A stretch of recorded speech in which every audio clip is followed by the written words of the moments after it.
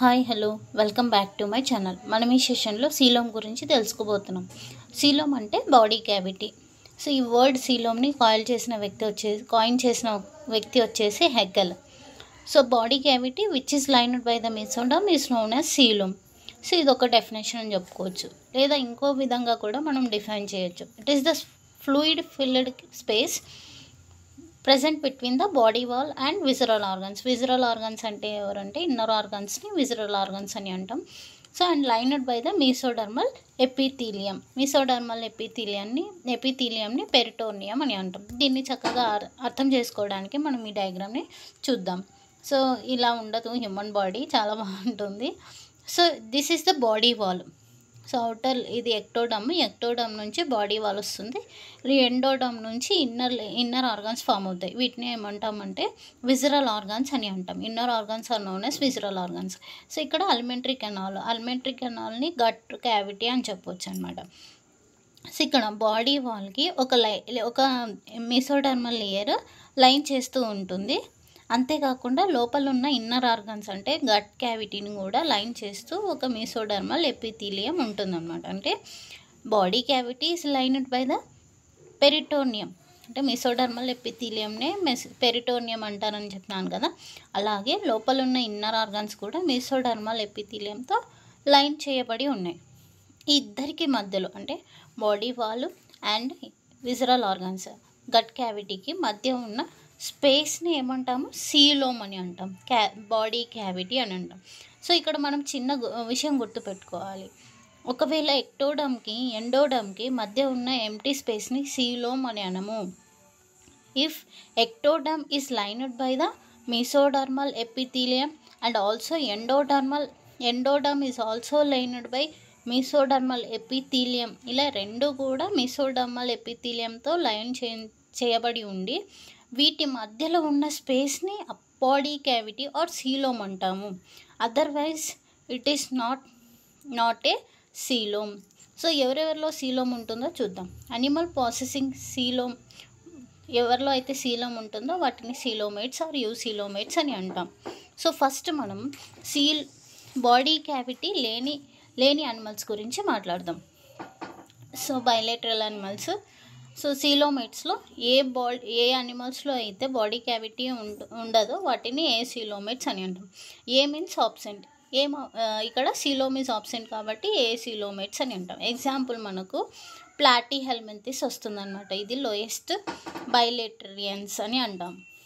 So వీటిలో mesenchyme derived from the third germinal layer mesoderm ఏమవుతుంది? ఇక్కడ మీరు ఈ డయాగ్రామ్ చూడవచ్చు. So this is the ectoderm, ఇది లోపలిది endoderm. This empty space is known as mesoglea అని చెప్పినాను. ఇక్కడ మీసోగ్లియా అంతా కూడా అంటే ఇది ఫస్ట్ దీన్ని మనం బ్లాస్టోసీల్ అని అంటాం అనమాట. This empty space is known as blastocoel, primary body cavity అని చెప్తాం. This blastocoel is occupied by the mesenchymal cells. మొత్తం అంతా కూడా బ్లాస్టోసీల్స్లో అంతా కూడా మీసోడమ్ నుంచి వచ్చిన మీసెన్కైమల్ సెల్సే ఉంటాయన్నమాట. దీనివల్ల సో ఇక్కడ ఇన్నర్ ఆర్గన్స్ ఫ్రీగా మూవ్ అవ్వలేవు. అదే చెప్తున్నాడు. In these animals the mesenchyme which is derived from the third germinal layer వచ్చేసి మనకు మీసోడమ్. ఇదేం చేస్తుంది అంటే మొత్తం బ్లాస్టోసీల్ అంటే the empty space which is present between the ectoderm and the endoderm దాన్ని ఆక్యుపై చేస్తుంది. ఆక్యుపై చేయడం వల్ల adults have neither the primary cavity, so primary body క్యావిటీని బ్లాస్టోసీలోమ్ అని అంటాము, సెకండరీ బాడీ క్యావిటీని సీలోమ్ అని అంటాం. సో వీటిలో ఎక్టోడమ్కి ఎండోడమ్కి మధ్య మీసెన్కైమల్ సెల్స్ ఉండడం వల్ల అడల్ట్ ప్లాటీహెల్మింథస్లో బ్లాస్టోసీలోమ్ ఉండదు, అంటే ప్రైమరీ క్యావిటీ ఉండదు, అలాగే సెకండరీ క్యావిటీ కూడా ఉండదు అనమాట. సో బాడీ క్యావిటీ లేనందువలన వీటిలో వీటి బాడీ ఎలా ఉంటుందంటే సాలిడ్ బాడీ ప్లాన్ని చూపిస్తాయి అన్నమాట. దీనివల్ల ఆర్గానిజమ్స్లో ఎలాంటి ప్రాబ్లమ్స్ వస్తాయో చూద్దాం.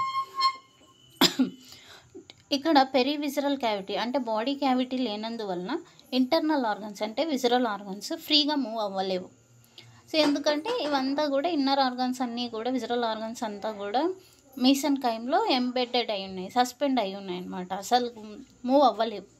అంతేకాకుండా diffusion of materials from the gut cavity నుంచి బాడీ వాళ్ళకు చాలా స్లోగా డిఫ్యూజన్ అనేది జరుగుతుంది. అంతేకాకుండా లెస్ ఎఫిషియెంట్గా జరుగుతూ ఉంటుంది అనమాట, బాగా జరగదు అనమాట. ఎందుకంటే మధ్యలో అంతా కూడా మీసెన్కైమల్ సెల్స్ ఉండడం వల్ల సాలిడ్ బాడీ ప్లాన్ అని చూపిస్తాయి కాబట్టి సో ఇలాంటి ప్రాబ్లమ్స్ని అవి ఫేస్ చేస్తాయి అన్నమాట.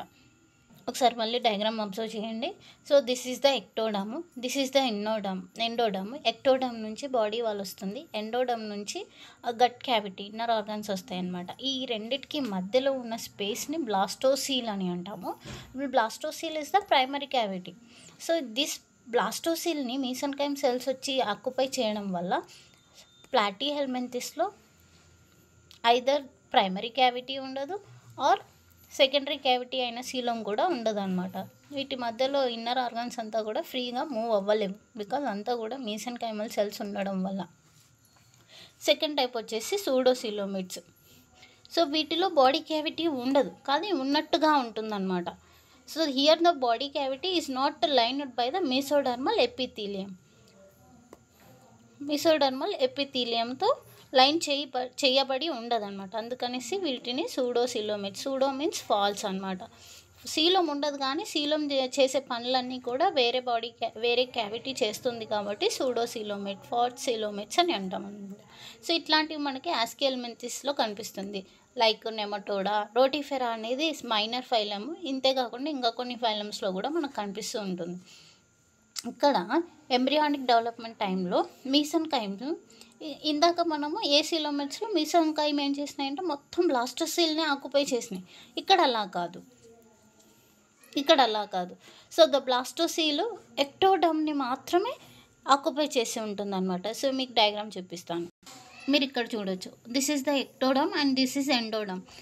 ఈ మధ్యలో బ్లాక్ కలర్లో వేసిన లేయర్ వచ్చేసి మీసోడర్మల్ సెల్స్, అంటే మీసెన్కైమల్ సెల్స్. ఇక్కడ చూడండి, మీసోడర్మల్ సెల్స్ మొత్తం బ్లాస్టోసీల్ని ఆక్యుపై చేయలేదు. జస్ట్ ఏం చేసినాయంటే ఎక్టోడర్మల్ లేయర్ని మాత్రమే లైన్ చేసినాయి, ఎండోడర్మల్ లేయర్ని మాత్రం లైన్ చేయలేదన్నమాట. ఇలాంటి క్యావిటీని ఏమంటామంటే సూడోసీలోమ్. ఈ స్పేస్ ఉంది కదా, this space act as a coelom but false coelom.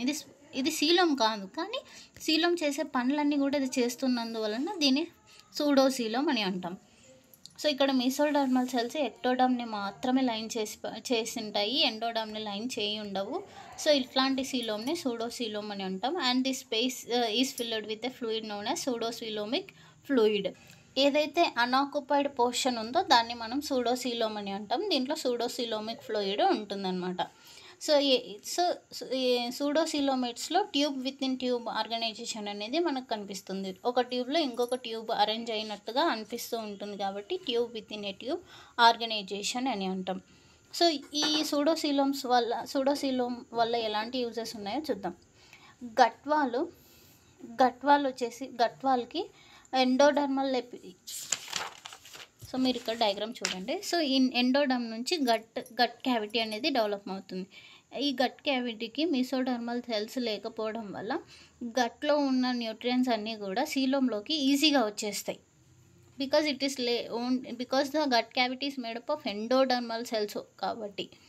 So gut wall endodermal ఎపిథీలియంతో మాత్రమే తయారైనందువలన diffusion of digested food from the lumen of the gut నుంచి సరౌండింగ్ సూడోసీలోమిక్ ఫ్లూయిడ్లోకి రావడం అనేది చాలా ఈజీగా జరుగుతుంది. సో ఇక్కడ సర్క్యులేటరీ సిస్టమ్ చేసే పనిని ఇదే చేసేస్తుంది అనమాట. అయితే ఇక్కడ సర్క్యులేటరీ సిస్టమ్ ఉండదు. అంతేకాకుండా ఇది సూడోసీలోమ్ అయినా ఫాల్స్ సీలోమ్ అయినా కూడా ఇది సీలోమ్ చేసే పనులన్నీ కూడా రెగ్యులర్గా చేస్తుంది కాబట్టి దీన్ని సూడోసీలోమ్ అని అంటారు. అంతేకాకుండా సూడోసీలోమ్ హైడ్రోస్టాటిక్ స్కెల్టన్గా యాక్ట్ చేస్తుంది and also acts as a shock absorber. అంతేకాకుండా లోపల ఇన్నర్ ఆర్గన్స్ యొక్క ఫ్రీ మూమెంట్ని కూడా ఇది అలో చేస్తుంది. అంతేకాకుండా helps in the circulation of the nutrients and also the storage of nitrogenous wastes. This is about the pseudocoelomates, acoelomates. In the next class we will discuss about the eucoelomates. Thank you for watching my video.